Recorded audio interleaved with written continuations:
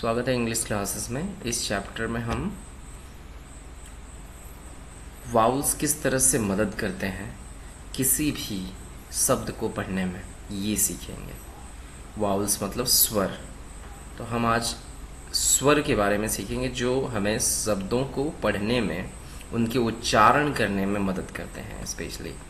तो शुरू करते हैं इंग्लिश क्लासेस का ये पार्ट 1, जिसमें हम जानेंगे वाउल्स की मदद से हम कैसे शब्दों का उच्चारण कर सकते हैं इंग्लिश के। तो चलिए शुरू करते हैं अपनी class. How vowels help in pronunciation. How vowels help in pronunciation. इसे भी लोग बहुत ही गलत पढ़ते हैं, वाउल्स को वावेल्स पढ़ते हैं लोग। ये वावेल्स या भावेल्स या भैंसिया नहीं होती है, ये वाउल्स होते हैं। ठीक है, तो वाउल्स किस तरह से मदद करते हैं किसी भी शब्द के उच्चारण में, प्रोनाउंसिएशन में, इस पे बात करेंगे। स्वर उच्चारण में कैसे मदद करते हैं, चलिए देखते हैं। स्वर हमारे 5 होते हैं, ए ई आई ओ यू। ये 5 हैं, इन्हीं का स्मॉल लेटर्स है, ए ई आई ओ यू। ये पांचों स्वर अगर हम देखें तो ये किसी भी शब्द के उच्चारण में हमारी इंग्लिश में मदद करते हैं। इन्हीं पांचों से हम अलग अलग शब्दों को किस तरह से बोलना है सीखते हैं। एक फनेटिक होता है, फनेटिक में हम इनके बारे में जानते हैं और सीखते हैं।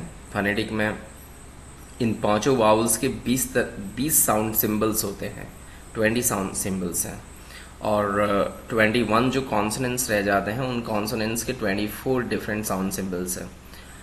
तो इस चैप्टर में हम उतने डिटेल में नहीं जाएंगे। इस पार्ट 1 में शुरू करते हैं कि किस तरह से हम ए का जो प्रोनाउंसिएशन है, ए होता है, किस तरह से ए होता है, इस चीज़ को हम देखेंगे।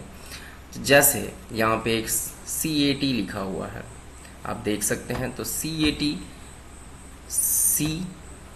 CAT, तो अब इसमें C का मतलब होता है क, A का मतलब हमने यहाँ कहा ए, और T का मतलब ट।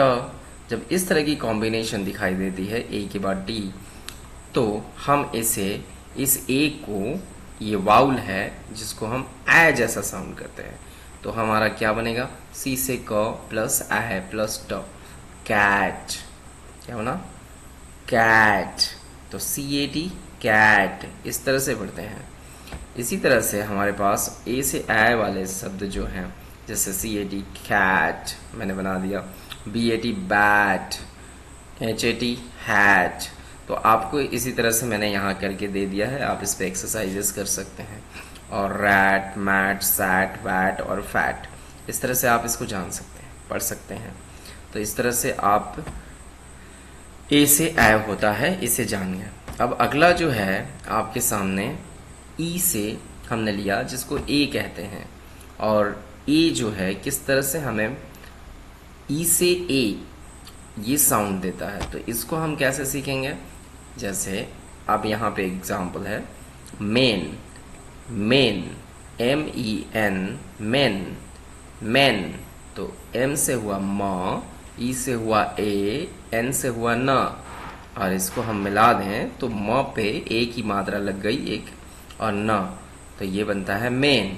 इस तरह से ई ने यहाँ पर ए का साउंड दिया। तो इस तरह के कुछ शब्द मेरे सामने हैं, DEN, डेन, जैसे D से ड, E से ए और N से न। इसको मिला दें तो ड पे ए की मात्रा लगी, ये डे, और ये बन गया न, डेन। इसी तरह HEN, हेन, ह एन, तो ह ये न, तो ये बना हेन।